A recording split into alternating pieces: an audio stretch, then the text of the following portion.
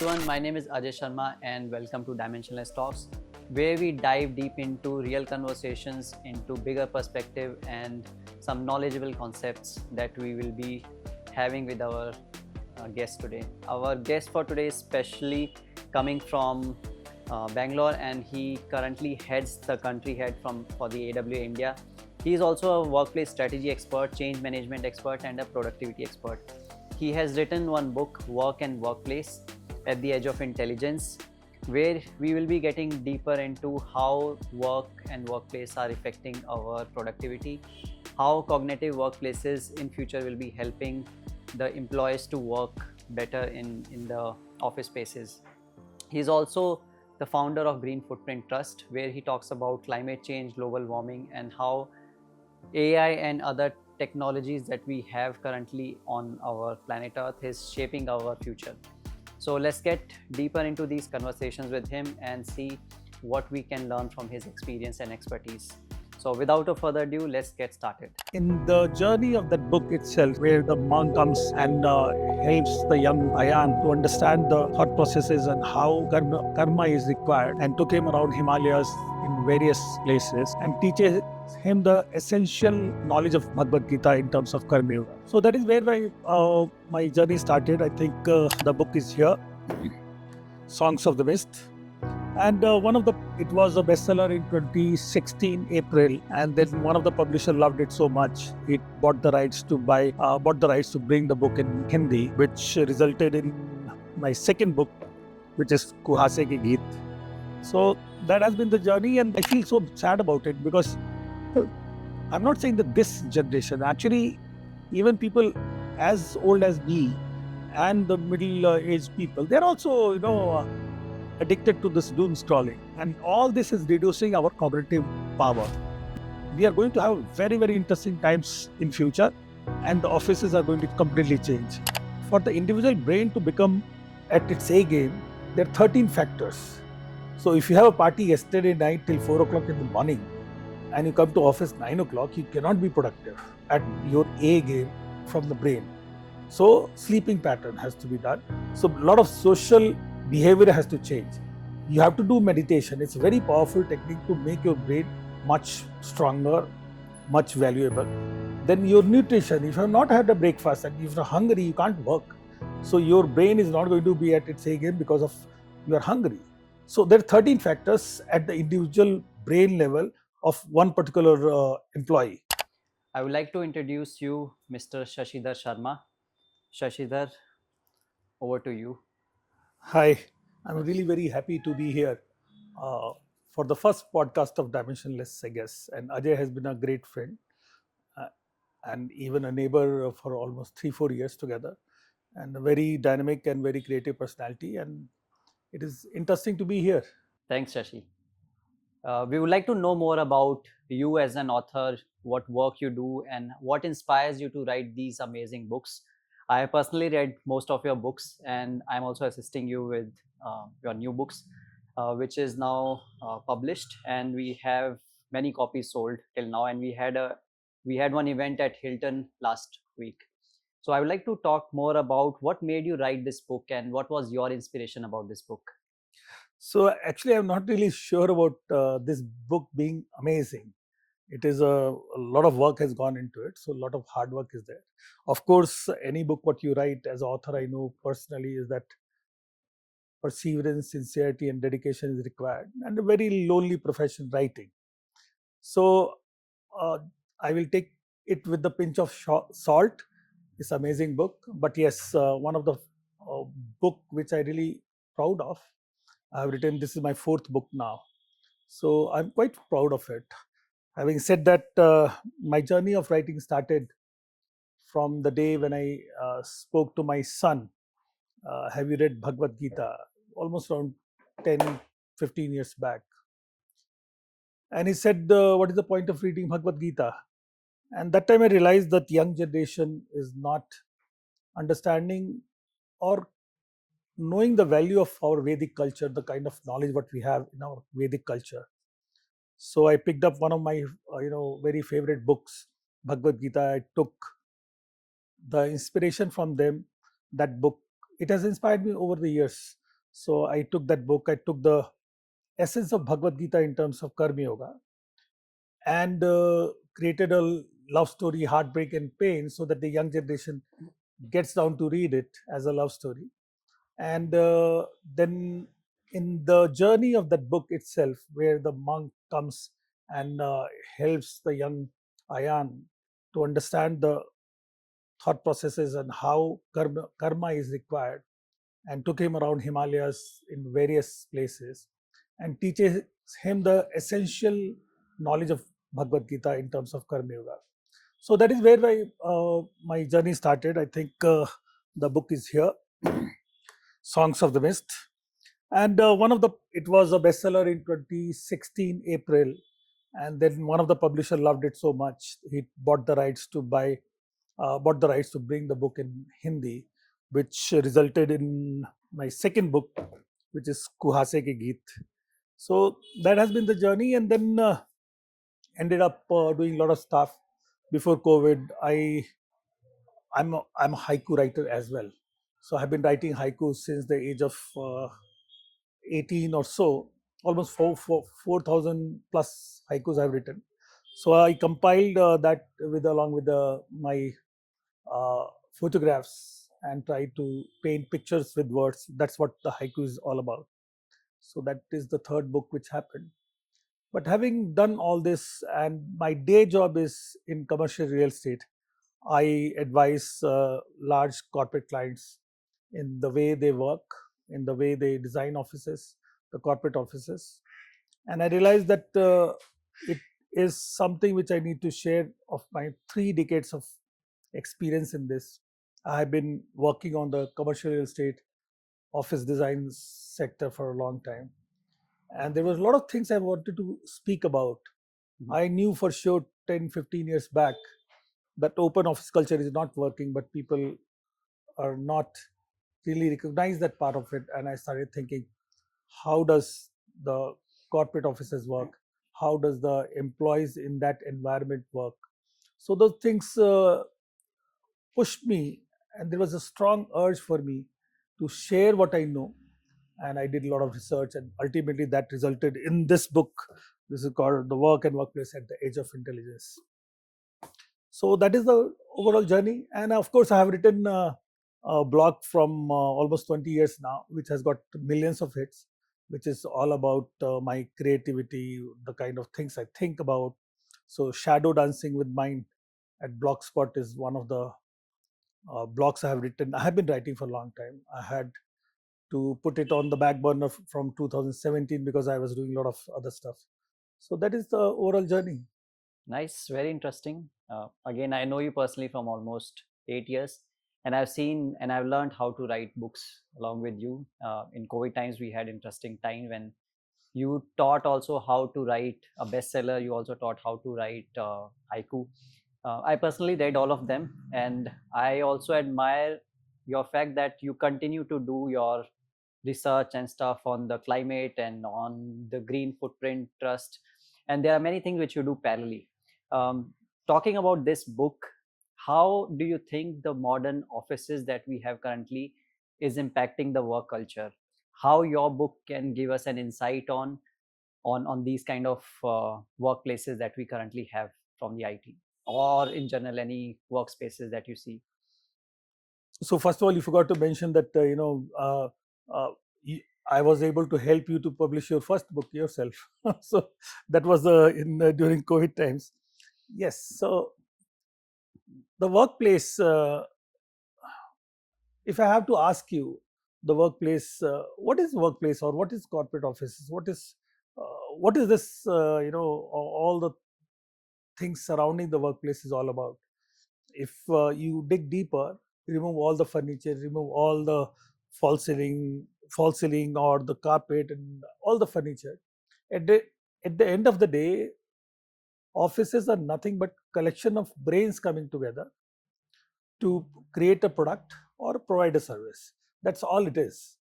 So what we have done over the period of last from the offices into production factory line kind of thing, to now with open office culture, activity based working and all, it has moved in a lot. in a lot different ways. Every time, from moving from kind of individual cabins, very famous corner office place, to having this cubicle forms. If you go to the IT parks, you see hundreds and thousands of cubicles are there, and that was the norm before. And then the open office culture came in picture. Then everybody is sitting everywhere, and then non-assigned desk started coming in vogue. Then now we are having work from home, hybrid work position. The COVID actually was an experiment, or it was all unfortunate, but it it removed the stigma from working from home, and that's a good thing happened. And now people are working from home, and there's no stigma attached to it. So all these things have happened, but if you dig deeper, you realize that we have done everything to make the physical well-being of a knowledge worker in the corporate environment more productive. We have done everything what we can do to make the employee or the knowledge worker in the office environment to do the work at its best level physically. What we forgot in all this is that knowledge worker is not working with his physical body. He is not an athlete. He is working with his brain. Now, what we have realized in my research along with my firm AWA, Advanced Workplace Associates, that the next level of productivity has to come from brain. So that is where we are going, and that is how I perceive, and I know for sure next 5 years people will have to get down to the nitty gritty of making the brain at its A game in the environment what you provide in the corporate workplace. So that is change I'm seeing. Now add into this mix the artificial intelligence, technological change, and then add the anxious generation. We are currently having 5 generations in the office, and the new age generation, the Gen Zs and Gen Alphas who are going to come, they have a very different way of looking at work. They know what they want. They understand how they want to do this work, and that particular element, 30% of our workforce is young. So all these people are coming together, and this mix is going to be very, very interesting for the future of corporate workplaces. And it is going to be a tectonic shift. Nothing will remain same as it is past or now. It is going to change. That is what I see. And that is what in the book is all about that, showing you what is going to happen next 2 to 5 years. Very nice perspective. I myself have worked in corporate almost for a decade, and I have seen transition from going from cubicles to going from different environments. It can be like an open workspace where suddenly a lot of employees, they wanted to do some creative stuff, and they said like a cubicle is too boring or it's too restrictive. And I started to see open spaces in my workspace also. I was able to get work from home because of my shift, but if I see like how the workplace culture has shifted after the COVID times, I can tell you, as you said clearly, that that norm was not there. To work from home was not normal earlier, which even our current comment has said that you should work from home because of the current scenario. The whole situation around work and workplace revolves around productivity. So how do you think, after developing workspaces for 30 years, what shift do you see in the productivity of the employees when you even write this book? What pointers you can tell to the audience that this is one thing which I saw in my career of designing the workspaces, and how the productivity of employees has shifted from maybe going full time to work 5 days, 6 days a week, to maybe working from home in COVID times? Work still happened, business still ran, and people still made money, and companies still ran. So what is your point of view on that? My advice, that is my second book, which is getting published in next 10 days or so. Panic to Power, how people should work. See, I don't know, not many people realize that artificial intelligence and the technology around it is going to completely change the way people are going to work. That is one part. But the almost sad part is it is also going to be very disruptive. Now, the World Economic Forum in 2025 August uh, put out a report that artificial intelligence will give you around 100 plus million jobs it will create. But it also said around 70 to 80 million jobs. I'm not sure about the number. 70 to 80 million jobs it will also leave. It is good news that 100 plus jobs are going to be created by AI. Fantastic news. But what people forget to understand that these jobs will be created in during a period of, let's say, 5 to 10 years. But the disruption which is going to happen, 70 to 80 million jobs which will go as per World Economic Forum, is going to happen now. And when that happens, there is going to be a lot of heartburns, a lot of insecurity among the employees, and all this. So, how do you survive this? How do you do things that makes you to use AI to better yourself and retain your jobs? Just imagine what is going to happen in future.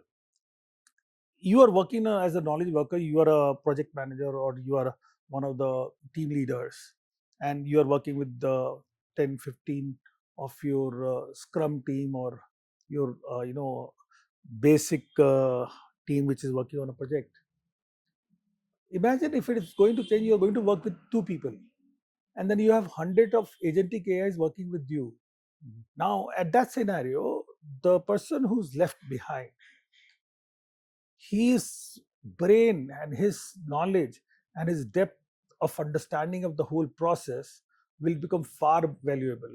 So the people who are going to be remain there, their brain's capacity to understand, recognize the patterns, understand where the hallucination is coming from and what is going wrong, because most of the agentic AIs are going to be black boxes. You really don't understand what is it they are doing.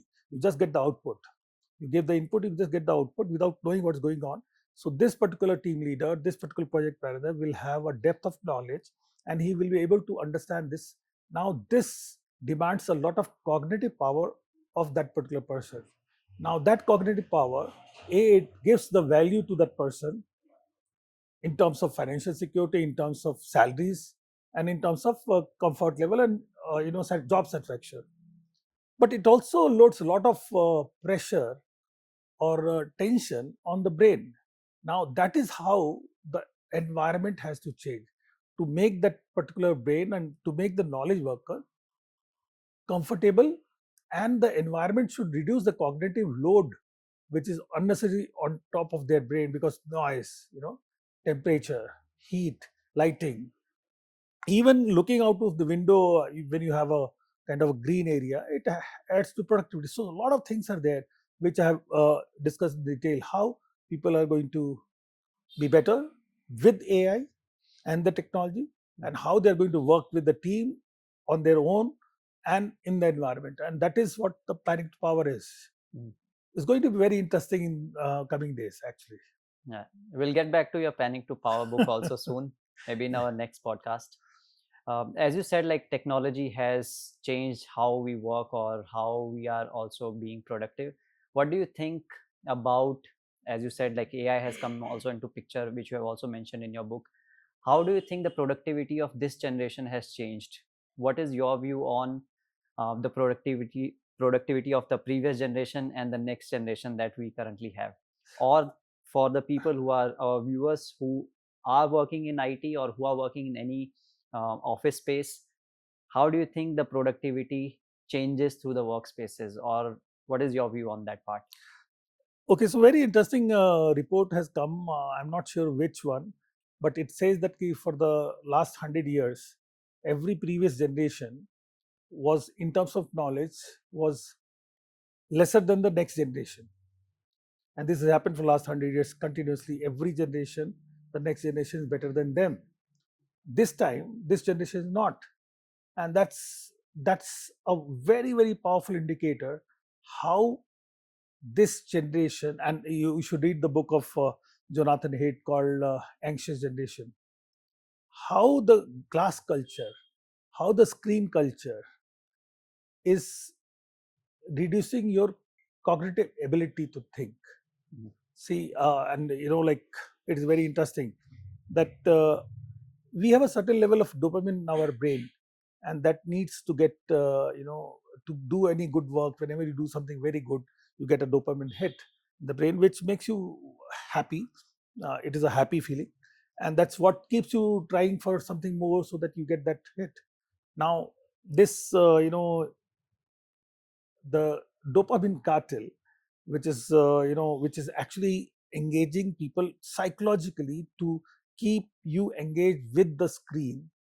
They are giving the dopamine hit every second. 30 seconds reels, 1 minute reel, it is giving you a dopamine hit, and you have this habit of doom scrolling. So what is happening? It is reducing your critical thinking, because you are not able to recognize the pattern. And what we have, other things what we have done is, we have given the mobile phone to everyone. We have the Google, we have everything. So we have externalized our memory to the external equipment. So basically, you don't have anything in brain. So if you are having to have a discussion with you, and put out something, you don't have it in brain, so you have to look outside and search for it. That is not the way the brain works. Brain works on the synaptic connection with various things what you have accumulated over the year, and then it finds the best solution or best pattern, and it connects the dot and talks about it. So that is happening in your brain when you're discussing. So not many people are capable of doing that discussion seriously. Not many people are capable of, putting their thoughts together in a coherent way, because of all this. And that is where, I feel so sad about it, because I'm not saying that this generation, actually, even people as old as me and the middle aged people, they're also, addicted to this doom scrolling. And all this is reducing our cognitive power to think critically. And that is where the whole problem is. I hope I answered the question. I forgot the question in between, by the way. Yeah, but that's interesting point of view, like how this, you can say, this dopamine cartel you mentioned in your last talk is changing how the behavior of different people is changing, or how even for simple tasks like adding 20 plus 35 people take calculator to Yeah. calculate and not doing the mental calculation. Or it can be as simple as writing their own emails, or writing their own like own paragraph to send a message to someone. So a lot of things which AI has also introduced to simplify human life. I'm sure as people will start to continue to use these tools, I hope they will start to use their memory power in a better way. But talking about the work that we do, how do you think the offices or the office spaces will look like in next 10 years? With the AI coming into picture, with a lot of automations coming into picture, um, AI taking a lot of jobs and also giving a lot of jobs. What do you think the future will be of work and workplace in next 10 years? How the office will look like in future? Okay, so last 30 years or so I have been doing this. With Cushman Wakefield, I was in charge of Bangalore, and I worked with multiple clients like, LinkedIn, Google, Microsoft.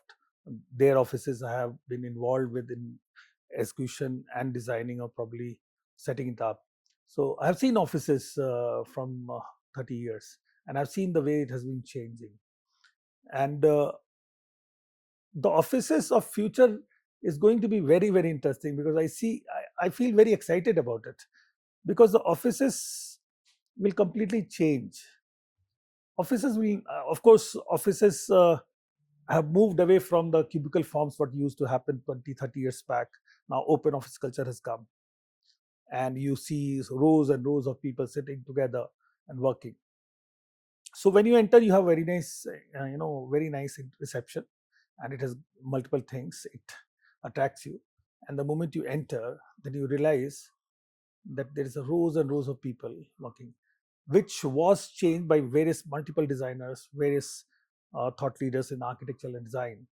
They felt this is, kind of factory setup it should go, so they provided zones, they provided neighborhood concept, they provided sprinkled, collaborative areas, Or some where play areas where people can go and play play. areas and all this thing. LinkedIn has cricket pitch in their office. Mhm. So a lot of things happened. So, but at the end of the day, if you see, and I said before, the offices are just collection of brains coming together to provide a service or make a product.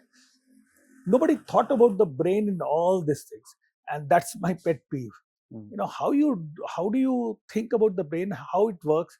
Are you able to support the brain to work at its A game daily whenever the people come to office? So office of the future has to come there, has to come, because I'm 100% sure the next level of productivity is going to come from brain.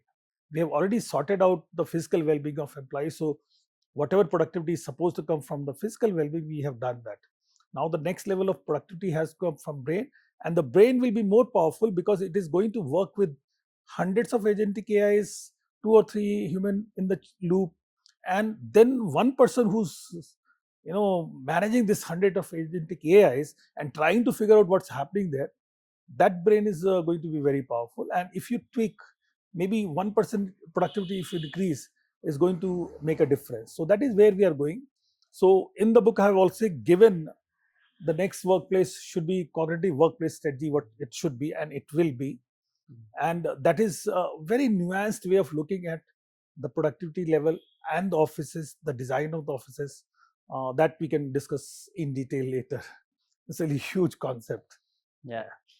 Talking about workplaces again, I have seen that you have designed workplaces from almost 30 years.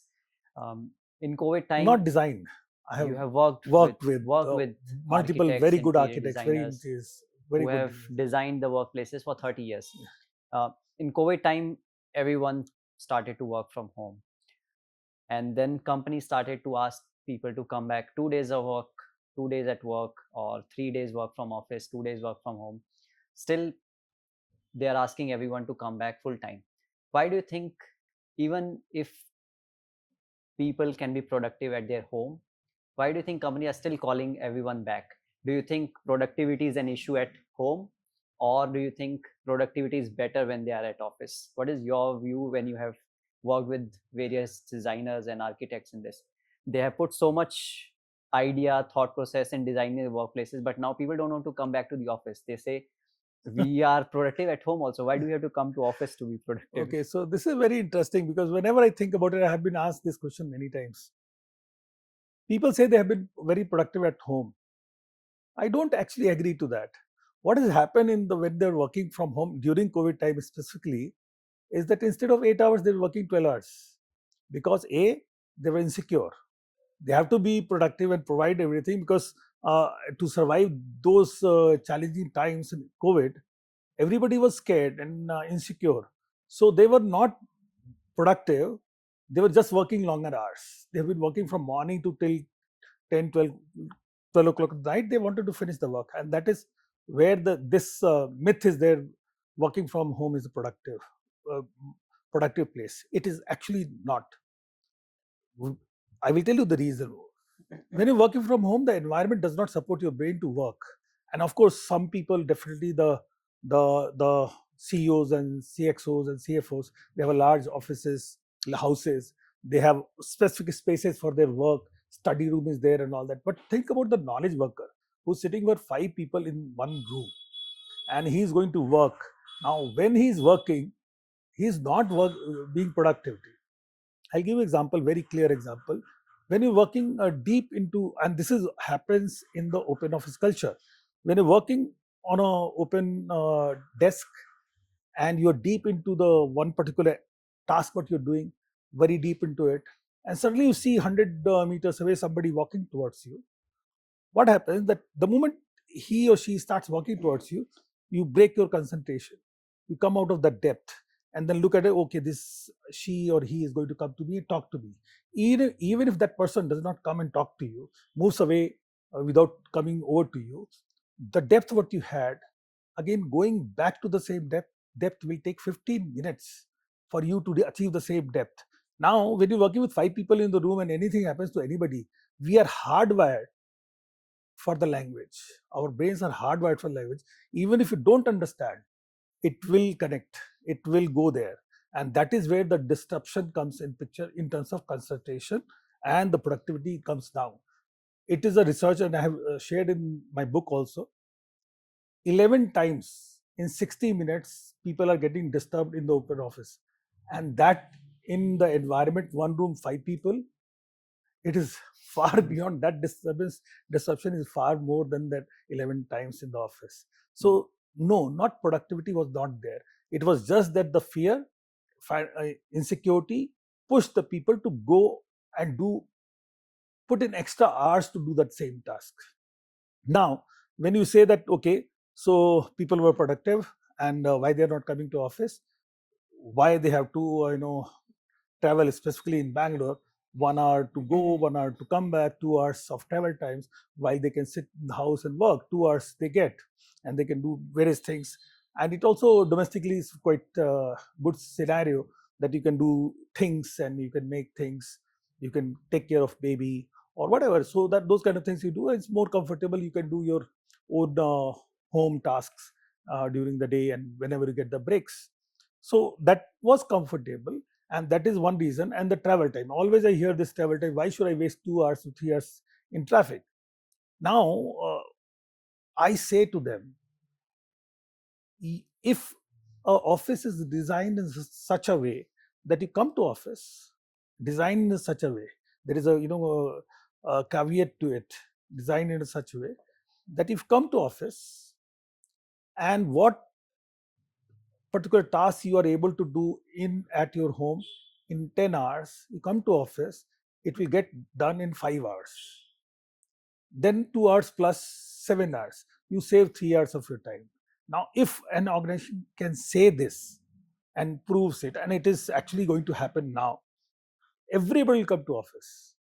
It's just a question of you are trying to give the value, and this young generation needs that. Am I doing something which is good for me? 3 hours saving of a time for a particular task, everybody will come to office. But are the organizations are ready to say this, or are they actively designing an office which will make the knowledge worker more productive? That is the question. So work from home, of course, in certain cases is required.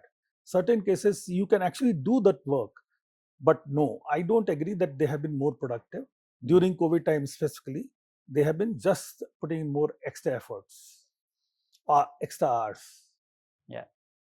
Again, Did I convince you? different people will have different perspective on that. Those, as you said, those who have to take care of their family and their babies or their uh, household things, they feel it very comfortable to work from home. They can switch literally between minutes, Yeah, but seconds why if the organization says that no, you have to come to office? Yeah, so they again, will find ways to do those things, na? Yes. So 30-40 years back it was the case, no? Yes.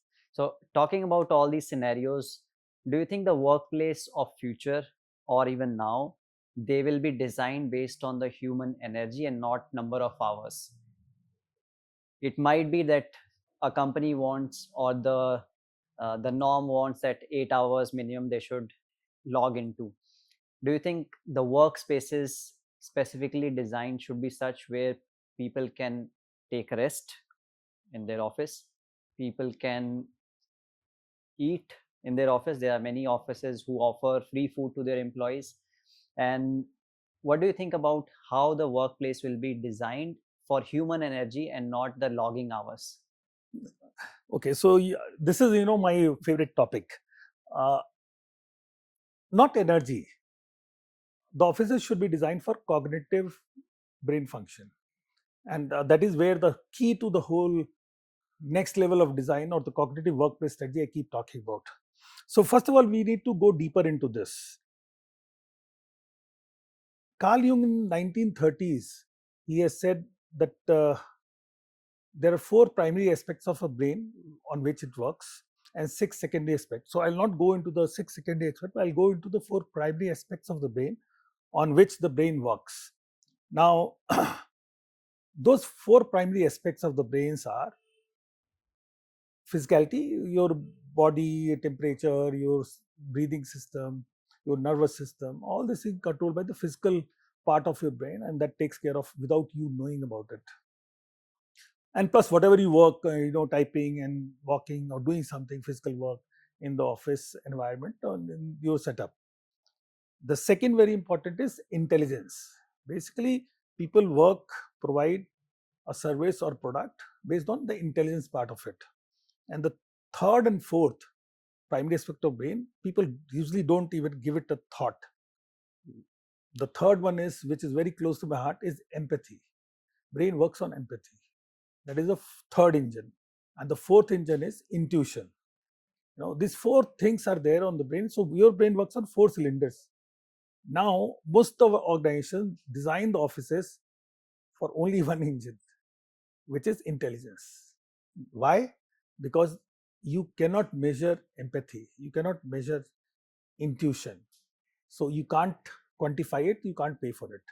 But physicality, to a certain extent, people know that some people are working physically, so safety, security, and other things. Nobody has been able to quantify how much a person is working being productive based on empathy and intuition. Now that is the problem. So if your brain works on 4 cylinders, and your car, if it's got 4 cylinders, and you're running the car only on 1 cylinder, it is bound to have a what we call it. You're bound to get less productive. That is what is going to happen, and you will have a particular word I forgot about that. Burnout. Burnout, yes, you got that. So burnout. So if you run your car on 1 cylinder, let's say second gear all the while, it will have a problem. So if the whole environment is designed in that way, we only measure intelligence and we only pay for it, and intuition and other things are not there, and you can't work. For intuition, you have to have a different biome. In my book, I called it as the biomes. So you have to create a biome for a brain to be more intuitive. You have to create space for that. How does intuitive space looks like? And in the book I said, have you done scuba diving? Have you done? No. So whenever you do scuba diving, you are deep into it and you are alone with yourself, and that is where your innovation, your new thoughts, and your pattern recognition works, where you have no other stimuli for you to disturb, or no pings on your phone or WhatsApp things are not there. You are deep into yourself, reflecting, and then you come up with some brain wave and idea comes up. That is where you have to provide that kind of zone for a person to go there. So you're working you're doing this analytics, financial analytics or something which is deeper into the intelligence, and you need a break to go to somewhere to think, and that is where the intuition comes. Now empathy is a very, very powerful thing for a person to be productive, because we are all social human beings, right? We need people around us and we need people to work together, and so that is where the real empathy comes in picture. How do you provide zones for that? How do you create an area where you are intuitively empathetic? You empathize with the person. So it's like a team, working with few teams together, and then you have that confidence and trust and credibility, and you are able to bond with the person. That is where the relationship builds. That empathy has to. How do you provide that? In my book, I have called it rainforest, where multiple things are there, and that is the environment will make you connect with other people. So you have to create that. So all these things, when you create, you're making the brain work without having this burnout. And you're deeply working on the intelligence part of it. Then you go and sit in a very interesting environment where no disturbance can come to you. And I've given future forward case scenarios in the book, where exactly how one person Maya is going to work like this, and how this area makes her much more productive. All this has to come. So when you provide all these things, and that is where we at Advanced Workplace Association, we are doing this scoping study for the cognitive workplace strategy. We go to an organization, find out what is their current status, and then uplift it to the next level of productivity. So that is what is going to happen. And ultimately, as I said before, we are going to have very, very interesting times in future. and the offices are going to completely change. You will not recognize the office. Like the receptions have changed as of now. The front area is changed. Inside will be a dramatic shift in terms of design. You used very interesting term which our viewers might be intrigued with. You used the word, and even in your book you have used it. It's called cognitive workplace. Can you explain to our viewers, and what is cognitive workspace or a cognitive place in simple words? So cognitive is what? Cognitive is thinking through, right? Cognitive workplace, a workplace which is thinking, and that is in simple terms. So for example, so what is cognitive workplace? You, as of now, all our mobile phones are connected to various, oxygen level, blood pressure and all this. So this tracks everything. It tracks also your calendar, everything can track. It also knows you where you are exactly. Now these workplaces are going to be very intelligent. So you log in the moment you walk in. So there is a digital persona of you. You walk into the organization, and the whole 100,000 square feet, 200,000 square feet of office is talking to your digital persona. It actually knows what is your next meeting, what is your next collaboration, what you're going to do in the daytime, and in real time, it will, without bothering you, it will talk to your digital persona and find out, okay, Ajay has this meeting with the team, so he needs to have a conference room. What is the temperature at this point of time? What kind of air quality is there? All this will be done automatically without you knowing about it to your digital persona, and it will advise you, Ajay, I have booked your 6-seater conference room here. You go there with your team, and all the other 6 people will be invited to that place without you even bothering about it. Now you have next meeting where you have to deeply think. It will find a place for you. You don't have to search for it.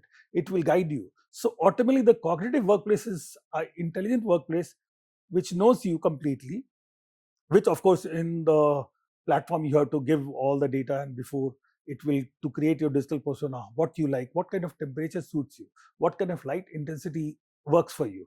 All these things will have, and then the office will be talking to your digital persona without even you knowing about it, and it will guide you. This is the place is booked for you. This is the place for the intuition. This is the place for empathy. You want to do a brainstorming session. All these things. So that is what the cognitive workplace strategies. So ultimately, the cognitive workplace is a place which, for the knowledge worker, removes all the cognitive load. If I'm sitting and talking to you, and if I hear a loud bang there is a cognitive load on my brain. I'm going to suppress this to talk to you. Those kind of cognitive load will be removed, and that is how your brain will be at its A game. It will be more productive, and that is what the cognitive workplace is all about. Intelligent space, not a passive space that somebody has designed for you. Okay, go there, do this, go there, do that. No, actively it will track everything for your benefit. That is intelligent workplace for you. So I think a lot of automations and a lot of again AI tools will be needed for this, and that's how I think you are including all these terms also, which can be useful for everyone to understand. Um, Again, coming to the end of it, we have seen a lot of office spaces already done now. They are not gonna shift suddenly. They will be there for next couple of years until we get all these changes. What do you think companies should immediately change for their office spaces so that they can create at least some part of cognitive workplace starting from now? What will be your point of view on that? So this is a tectonic shift. As of now, the organization is grappling with AI, how to use the AI and how to make use of it in a much more productive way and much more beneficial to the corporations. This will be an afterthought. The people are still designing the way the open office culture, whatever the offices are coming, they're designing the basic way. Because the challenge right now is multifold. A lot of things are happening at one point of time. So as I said, my book is all about the anxious generation, the young generation coming into office, the climate change, climate imperatives, and then we have the artificial intelligence technology. They're all three come together. So there are a lot of things are happening. It's a flux. It is churn which is happening. So probably the offices will not change as of now, because they have not gone deeper into thinking. We are thinking. In fact, as I was saying, when you were talking, I remembered the cognitive workplace strategy we have already designed and understood. The concept was clear almost around 2 years back, when we started doing this in-depth study on this as a organization, our organization. But at that time, it was not possible to implement it. And then AI happened, the chat GPT. Then we knew that AI now can do this, what I was thinking. Now is the time we can actually incorporate. The last leg was not there. We had the concept. We have worked for 12 years. We are working on the open office culture, how the next level product will come. And we had come to understanding this is what should happen. But there was no technology to support this. So digital persona, live, real-time inputs from the office was not there. This connectivity was not there. So now it is going to happen. But having said that, I would love people to start thinking about this first. And this book is the first step towards it. Think about it, that at the end of the day, your employees are not numbers. They're human beings. And if you want more benefit from them in such a scenario, then you have to go to the level of productivity from the brain. And if you come to that understanding, then the next level is to how to make that brain more productive in the environment. So there are basically 3 layers to this. So one is, of course, the individual brain which is working. So for the individual brain to become at its A game, there are 13 factors. So if you have a party yesterday night till 4 o'clock in the morning and you come to office 9 o'clock, you cannot be productive at your A game from the brain. So sleeping pattern has to be done. So a lot of social behavior has to change. You have to do meditation. It's a very powerful technique to make your brain much stronger, much valuable. Then your nutrition. If you have not had a breakfast and if you're hungry, you can't work. So your brain is not going to be at its A game because of you are hungry. So there are 13 factors at the individual brain level of one particular employee.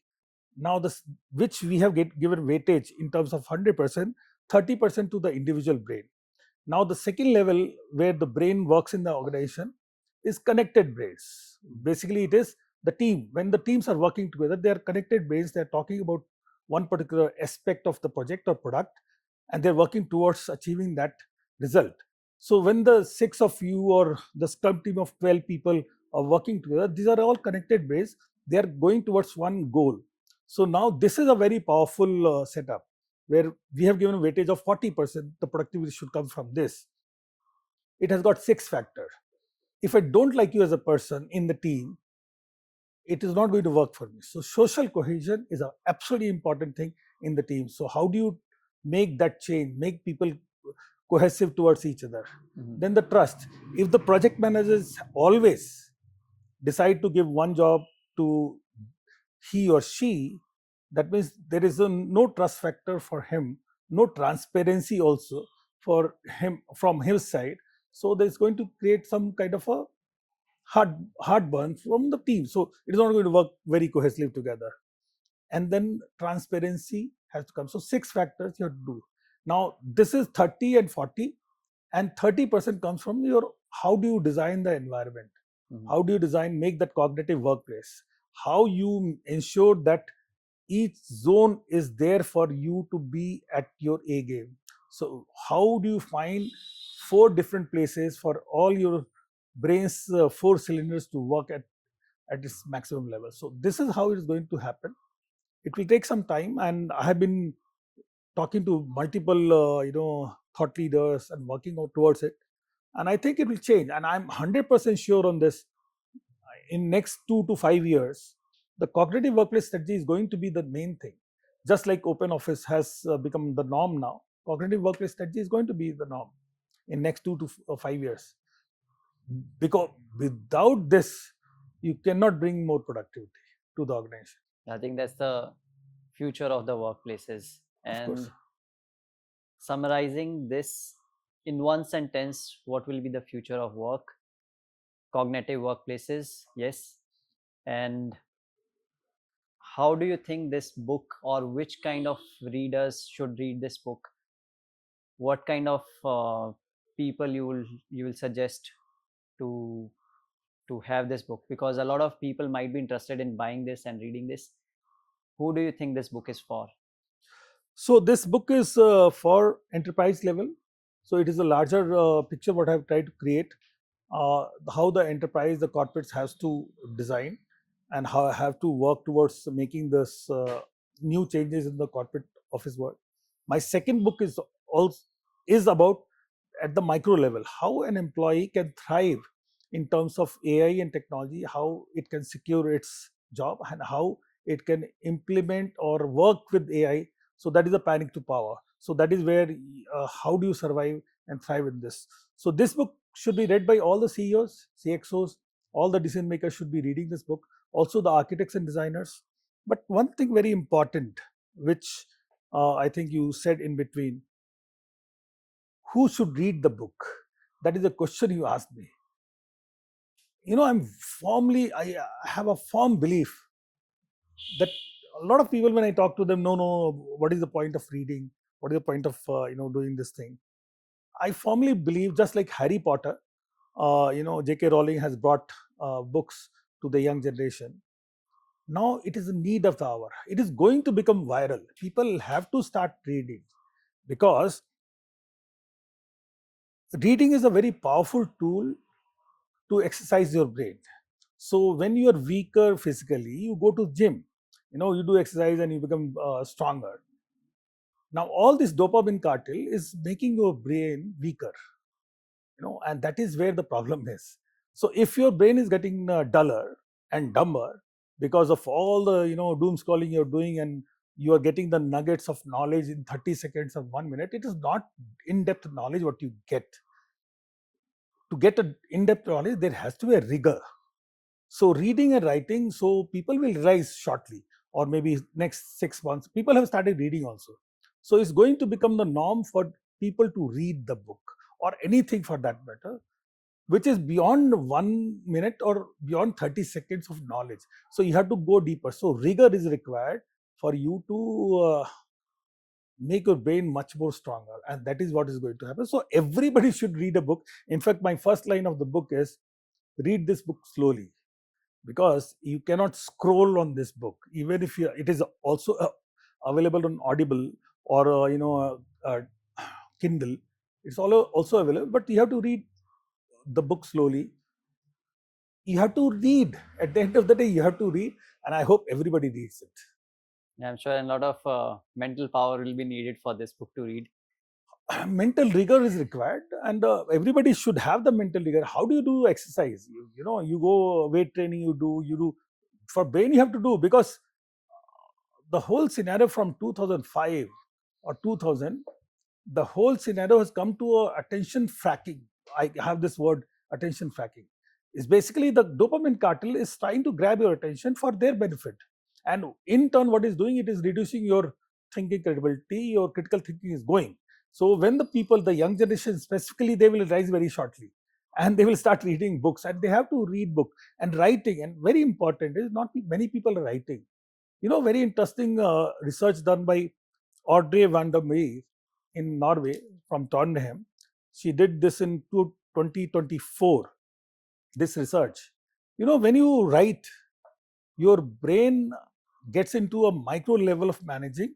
So your writing, your wrist and your vision, and also spatial knowledge of the vision of the brain. It is writing, it has to micromanage that writing, A, B letters, next one. So it is very, very powerfully used. So when you type, it does not work. So she has done this exercise. She has gone to multiple people and then put all the electrodes and all. So when you're writing, the whole brain is firing up. But when you're typing, it is not. So it is also required for you to write. Now let me go back to a very interesting concept which I have actually put, by the way, in the book, is how does our Hindu culture, Vedic culture, survive for so many thousands of years? It was based on two things, Shruti and Smriti. And that's a very powerful technique for the brain to be, at its A game all the time. Our yogis have realized this, and they always talk in terms of Shruti, listening, for example, the mantra chanting or Vedic rituals, listening and remembering. We didn't write the Vedas in a Tampatra, for everything. We just remembered the whole, generation remembered it and passed it on. So remembering is a very, very powerful tool for the brain to be much better. And because the most powerful or the superhuman thing or superman quality of the brain is pattern recognition. If you have an empty brain, how are you going to recognize the patterns? So remembering will keep the things in your brain, and then you recognize all the patterns, and that is a very powerful technique. So reading, everybody has to go. Writing, everybody has to do, and it will become the norm, and I'm 100% sure. Thanks for all that information, Shashi, about your book. And to the viewers, we also have some bonus questions from different people who have asked. So we would like to know about your perspective on those questions by my friends and my close buddies who have asked you some questions. How do people come out of the Monday blues and go to work? Should not party in Sunday, no? But yeah, Monday blues. Okay, it's a very powerful question actually. The people who don't want to go Monday to their workplace because they are not enjoying the work. So basically, what's happening? They're doing the work for certain limitations or certain reasons, and mostly it is financial reasons. So if you're not valued at your organization, if the work what you're doing is not making a difference or moving a needle, you're just doing it for money, it will feel like that you have been punished. So the people who don't go or don't like to go Monday to their office are basically in this category. They're thinking. But if you're excited about the kind of work that you're doing, you are respected at your place, and you are valued, and you are able to mentor or get mentored by somebody at the workplace, and you have a good working relationship, good bonding, and you are culturally assimilated with the organization, there's no way you're not going to go to a Monday to your office. You will enjoy going to office. Rest is all, all unsaid things which people don't say. Okay. There's no Monday blues, actually. Okay. Next question again, very interesting. How do I choose which days do I go to work? Do I go on Saturday, or do I go on Mondays, Tuesdays, or do I go on Fridays? Because on Fridays, most of the time we are excited to leave the office, and on Mondays we are not interested to go to office. So which days do I choose to go to office? Okay, so we have done this research, workplace index research. We have done for 3 different times for 200 corporates and 200,000 people. Did workplace index research. Number one, 3 of them we did before COVID and after COVID, and we know for sure that mostly the corporates have decided to go for 2 days work from office or 3 days work from office. Very interestingly, the corporates who mandated people to come to office for 4 days, only 2 days people went.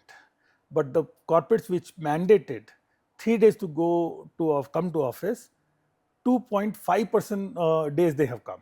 So you see how our human psychology works. Why my organization is pushing me to come for 4 days? I'll not go.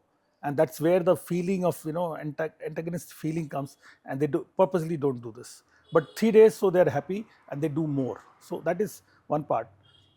The decision, and I must tell you, the decision at the decision level, the corporates are taking a very conscious decision on this. You should go by the policy, because they have taken. There are very good people sitting at the commercial real estate heads and the business head. They have decided taking a lot of things into consideration, and you as an individual will not be able to do. So decide based on the whatever is given, and they would have done this. This team has to come this day, this team has to come this day. So all that. But typical problem in Bangalore is that you have one full stretch of road of outer ring road. Almost all the Fortune 500 companies on that road, and all the people surrounding. And if they decide to come there on a particular day, this is going to get jam packed, traffic issues.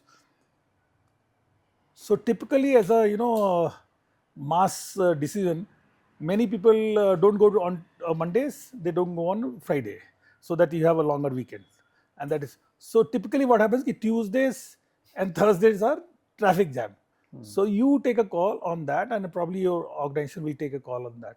Depends. And a lot of organizations in Bangalore are talking to each other now and trying to give this alternate times to their employees. So push for Monday, and then next door corporate will not ask for Mondays. So that is going to happen. Me to ask you. Lastly, we would like to check with you how we can connect with you or how we can buy your book. I have personally this book with me, but how our viewers can order their book. Yeah, so I have my own website, shashidhar-sharma.com. So that is where you can find out what I do, what kind of things I'm doing, my podcast, my talks, my books, all is listed out there. So you can actually buy it from there as well. Amazon, of course, it is available in 14 countries, so you can buy from there. It is also available in the Audible, so you can actually buy it and listen to it. And then at the end of the day, my publisher has a website, so you can buy. But to reach out to me from my website, you can get my details. All the details are there. I work continuously on the LinkedIn, Shashidhar Sharma at LinkedIn. My also Instagram is there, Sharma Shashidhar at Instagram, and also my Substack is there. So Shashidhar Sharma at Substack. That is where I put a lot of thoughts. My uh, basic idea is that uh, you can reach out to me anytime, anywhere. My personal email ID is shashidhar.sharma@gmail.com, so you can reach out to me and discuss. And I'm open for any suggestions, and it will be a pleasure to have you read this book, and probably it will help you to change the way you look at work and workplace. And if we have to reach out to you on 13th of June, we have event at Tata Galata. Oh yes, If you can talk more about that so that people can come visit, directly meet you, have your signed copy. yeah. So And one will be having at the Dimensionless studio. yes, so there are a lot of programs lined up now. So Attagalata is probably one of the finest places I found for the real readers, who actually read the book. So I'm a member of one of the groups which we meet as a book readers club. So that's what we do. So Attagalata is I have organized my book launch on 13th June. And then I have also BIC, Bangalore International Center. We are uh, trying to figure out a day for the book launch for the larger public. And then my book is available now in airports. Varanasi Airport shortly is going to be in Mumbai Airport and Bangalore Airport and Delhi Airport. So you can find the books there. My book is also available in Delhi, some shops, ODC, uh, the famous bookshop, and Bahari Sons in Delhi, and multiple. So, if you have the urge to read my book, you will find the place to buy the book. So that is where you can all.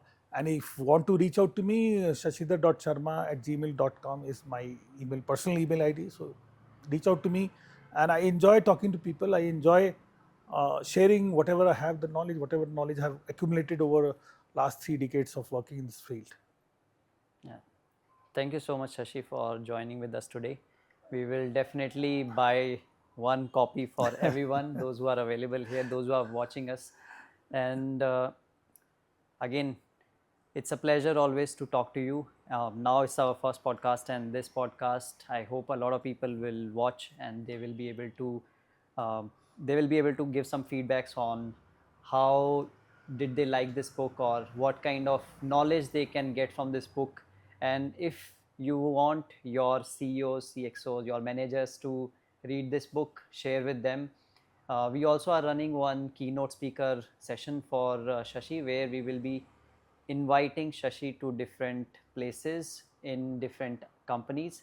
So if you think that your company or your workplace or your area needs some new cognitive ideas that can be worth listening to, then reach out to Shashi, and you can also reach out to Dimensionless. We always will be there to help and support you on this.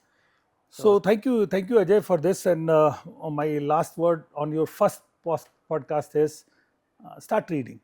Without that, it is going to be challenging. So start reading and read with pen and pencil together. I do that all the time. Thank you, Ajay. Thank you very much. Thank you, and Thank you. nice meeting you again.